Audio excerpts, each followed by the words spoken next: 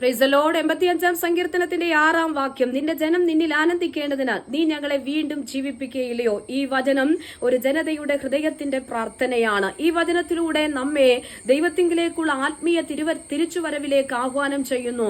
മാത്രമല്ല, നമ്മുടെ ജീവിതത്തിൽ ആത്മീയമായ ക്ഷീണം അനുഭവപ്പെടുമ്പോഴും ദൈവം നമ്മെ വിശ്വാസത്തിലേക്കും സന്തോഷത്തിലേക്കും വീണ്ടും ഉണർത്തുകയും നയിക്കുകയും ചെയ്യുമെന്ന വിശ്വാസം നൽകുന്നു. അതേ പ്രിയരെ, അസ്ഥികളുടെ താഴ്വരയിൽ വെളിപ്പെട്ട ദൈവത്തിന്റെ പ്രവൃത്തി എത്രയോ അത്യത്ഭുതകരമാണ്.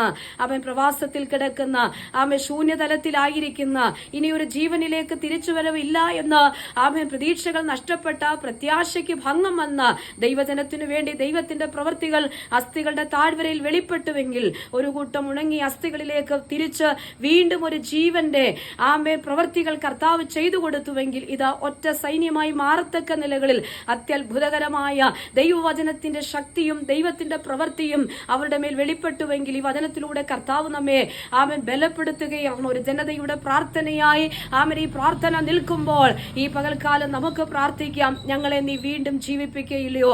പ്രതീക്ഷ നഷ്ടപ്പെട്ടിരിക്കുന്ന നമ്മുടെ വിഷയത്തിൽ, പ്രത്യാശയ്ക്ക് ഭംഗം വന്നിരിക്കുന്ന നമ്മുടെ വിഷയത്തിൽ ഇനി ഒരു തിരിച്ചുവരവില്ല എന്ന് വിധി എഴുതിയിരിക്കുന്ന അനുഭവത്തിൽ ഇതാ സർവശക്തനായ ദൈവത്തിങ്കിലേക്ക് ആത്മാർത്ഥതയോടെ പ്രാർത്ഥിക്കുന്നവർക്ക് വേണ്ടി ദൈവത്തിന്റെ പ്രവൃത്തികൾ നിശ്ചയമായി വെളിപ്പെട്ടു വരും. അതുകൊണ്ട് ഈ പ്രഭാതത്തിൽ വിശ്വാസത്തോടെ വിളിച്ചു പറ, അസാധ്യങ്ങളെ സാധ്യമാക്കുന്ന ഒരു ദൈവം എന്നോട് കൂടെയുണ്ട്.